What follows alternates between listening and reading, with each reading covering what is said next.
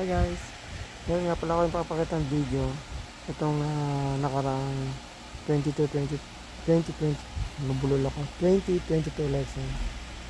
Panoorin nyo guys ha. Muna.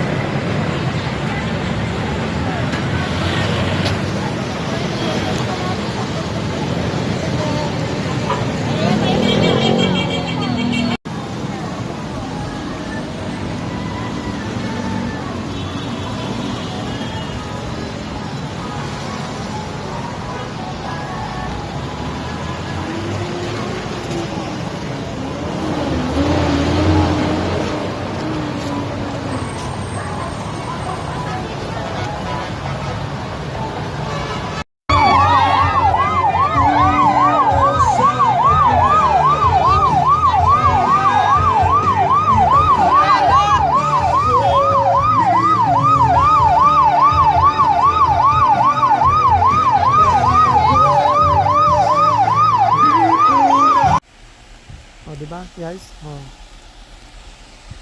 Yan. Yan ang gusto ko ipakita.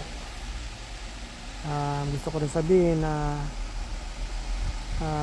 bata, matanda, mayaman, mahirap, nung panahon na yan, nung kampanya ng 2022,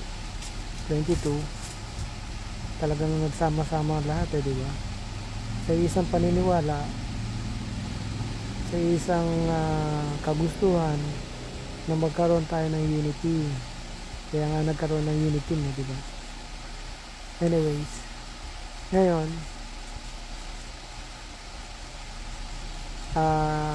nanalo nga ang ating sinuportahan at naniniwala tayo na maganda naman ang kanyang tinatahak na landas ngayon.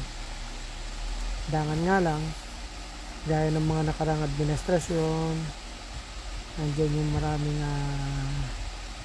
siyempre may kasabihan na you cannot please everybody lalo sa eleksyon, lalo sa politika. Talagang may kasabihan din dyan na no permanent enemies, no permanent friends. So ganyan nga nangaganap ngayon dahil sa hindi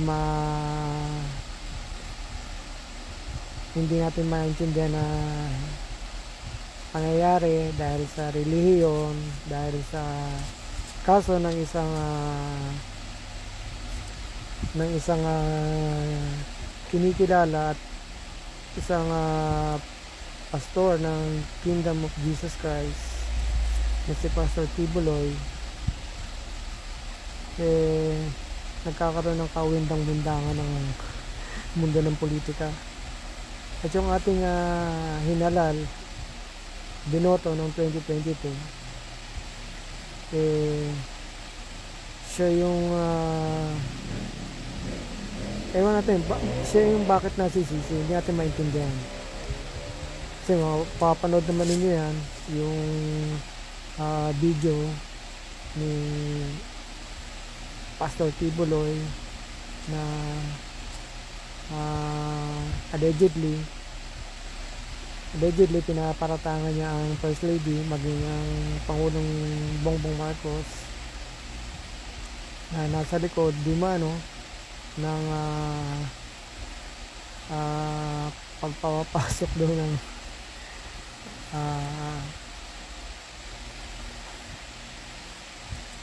alam nyo na yun kung ano yun. So ngayon sinisisi nga niya ang Pangulong Bongbong Marcos at kanya rin tong tawag doon. Sabi niya kung hindi dahil sa, sabi niya wag mo kakalimutan kundi dahil sa SMNI, which is na yung sa kanya daw pag-aari, yung kanyang pag-aari, kundi dahil doon hindi siya mananalo.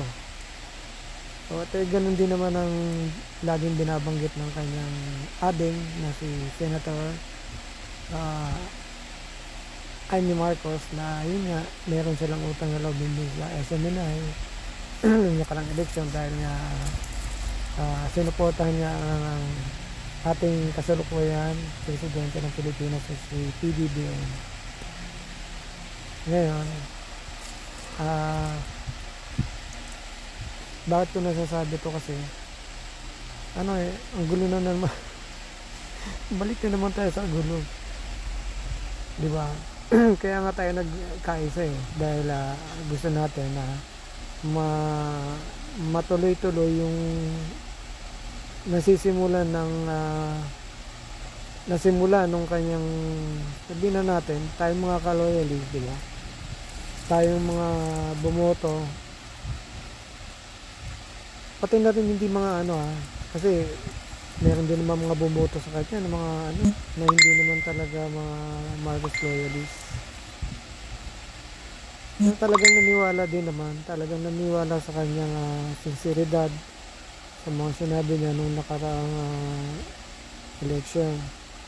At sa akin palagay, yung ginagawa naman talaga ng Pangulo ngayon kung ano yung pinangako niya. Sana bigyan natin siya ng pagkakataon gaya ng binigay din natin ng pagkakataon dun sa mga nakaraang administrasyon, di ba? 6 years lang naman yan Siguro yung ganapan ngayon, gulo, mga siraan, mga pambabato ng mga putik, gano'n, sa ating Pangulo at sa First Lady, siguro dapat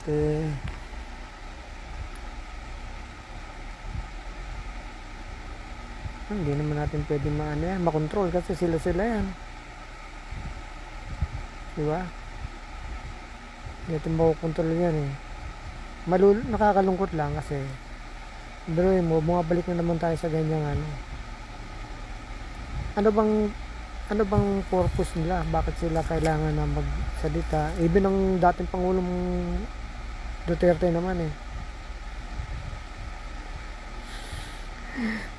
siya kasi sir, siya naman nagsalita po kayo nung nung kasagsagan ng election pa lang, nagsalita na rin ho kayo ng about sa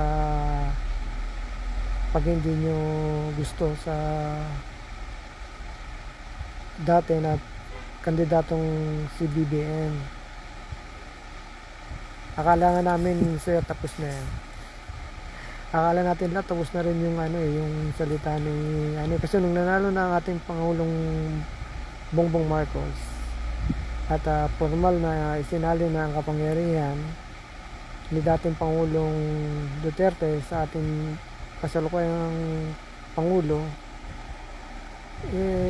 nag-smooth naman lahat. Nagsalita pa siya, sabi niya suportahan natin ang kasalukuyang presidente para magawa niya na maayos ang kanyang trabaho, di ba? Sabi ng dating Pangulo yan. Ito nagkagulo-gulo na lang ngayon, parang t-shirt na parang damit na bagong laban na nagkagusot na hindi natin maintindihan.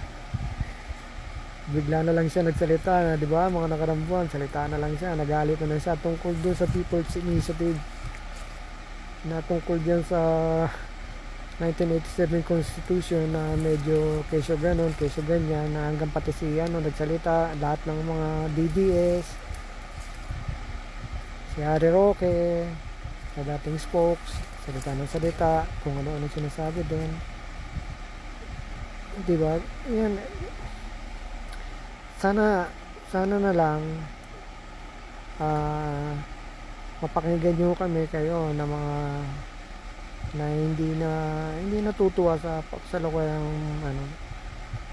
administrasyon. Sana bigyan na lang natin siya ng ng 6 na taon lang naman yan. Hayaan natin na magtrabaho siya ng maayos. Ngayon, kung meron naman hindi siya maganda nagagawa, magsalita, saka tayo magsalita. Hindi yung salita na kukutsain, kung ano nga sabihin, at lalong-lalo na pababayin sa pwesto. Bakit ganun? Hindi naman laro ang politika. Hindi naman laro yung nangyari. Nanalo siya dahil binoto ng 31 million Pilipino. All over the world yun, ang mga nasa ibang bansa, mga ganun din, ng mga OFW. Kaya sana, guys, mahinto na to, matapos na itong usapin na to. Para umusad na talaga ang Pilipinas. 6 years lang naman yan, guys. Kalma na lang. Kalma. Alright guys, salamat sa panonood niyo sa aking YouTube channel. Sana naman dyan, pakipindot na lang yung ano ko, yung pakisubscribe naman. Thank you.